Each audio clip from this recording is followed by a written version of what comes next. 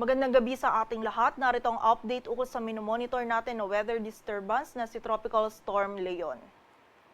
Kaninang 7:30 ng gabi, si Tropical Storm Kongray ay pumasok na po sa loob ng ating area of responsibility at binigyan natin ito ng local name na Leon. At kaninang alas 10 ng gabi, ito ay huling namataan sa layong 1,355 kilometers east of Central Luzon. Taglay po nito yung lakas ng hangin na 65 kilometers per hour malapit sa sentro at bugso ng hangin na umaabot sa 80 kilometers per hour. Ito'y kumikilos pakanluran sa bilis na 25 kilometers per hour at sa kasalukuyan po ay wala pa itong direct effect sa anumang bahagi ng ating bansa. Samantala, yung isa pa pong bagyo na minomonitor natin sa labas ng PAR, ito po yung dating si Bagyong Christine, ay huli namang namataan sa layong 800 kilometers west ng Central Luzon. Taglay po nito yung lakas ng hangin na 100 kilometers per hour malapit sa sentro at bugso ng hangin na umaabot sa 125 kilometers per hour. Ito po yung kumikilos pakanluran sa bilis na 15 kilometers per hour at sa kasalukuyan ay wala na rin itong direct effect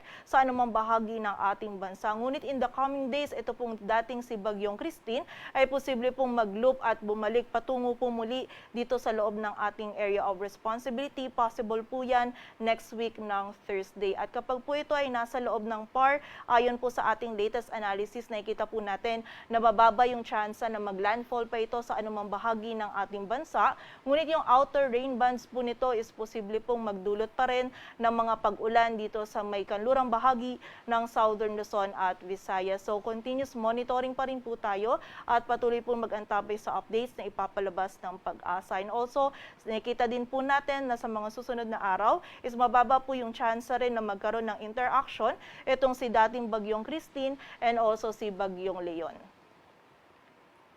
At ayon nga naman po dito sa latest forecast track analysis ni Bagyong Leon, patuloy pa rin po itong kikilos pa westward to west-northwestward. Possible po yan hanggang Monday evening habang binabaybay pa rin po ito yung karagatan, silangan ng Luzon. And then nakita po natin na magre-recurve po ito, then kikilos naman po ito by Monday evening onwards ng pa-northwestward to northward kung saan nakita po natin na ito nga po ay patuloy pa rin babaybayin yung karagatan at ayon po dito sa ating forecast track analysis is mananatili po itong malayo dito sa ating landmass or kalupaan. But hindi po natin inaalis yung possibility na sa mga susunod na araw is posible pa pong magkaroon ng shift dito sa track nito ni Bagyong Leon. And nakita din po natin by tomorrow evening or Monday early morning ay mag-i-intensify pa po ito into a severe tropical storm. And by Monday evening naman or Tuesday early morning, ito naman ay mag-i-intensify pa into a typhoon category. And also, nakita din po natin, depende po kung magiging gaano po kalapit itong si Bagyong Leon dito sa may silangan ng extreme northern Luzon, is kahit po hindi po ito nakikita natin na magla-landfall sa anumang bahagi ng ating bansa, yung outer rain bands naman po nito, yung posible pong magdulot naman ng mga pag-ulan sa mga susunod na araw dito po sa may area ng extreme northern Luzon, maging sa ilang bahagi pa po ng northern Luzon. So possible po yung closest niya na distance dito sa silangan ng extreme northern Luzon, possible po yan next week ng Tuesday onwards. Diyan po yung posible po siyang magdulot ng mga pag-ulan sa malaking bahagi po ng extreme northern Luzon at ilang parts pa po ng northern Luzon, lalong-lalo na po yung silangang bahagi nito. So continuous monitoring pa rin po tayo at patuloy na magantabay sa updates na ipapalabas ng Pag-asa. At sa kasalukuyan po, wala tayong nakataas pa na wind signal sa anumang bahagi ng ating bansa. And by tomorrow afternoon or evening po, posible na po tayong magtaas naman ng wind signal number 1 dito sa portions ng Cagayan Valley, maging sa northeastern portion ng Bicol region. And yung highest wind signal po na nakita natin na posible po nating itaas during sa paglalagi po ni Leon sa loob ng PAR is wind signal number 2. Samantala, meron naman po bukas na mararanasan na bugso ng mga malalakas na hangin itong area ng Catanduanes, Northern Samar, Eastern Samar at Dinagat Islands. And sa mga susunod na araw po is mas malaking bahagi pa ng Southern Luzon, Visayas and Mindanao yung makakaranas po ng mga bugso ng mga malalakas na hangin na dala ni Bagyong Leon.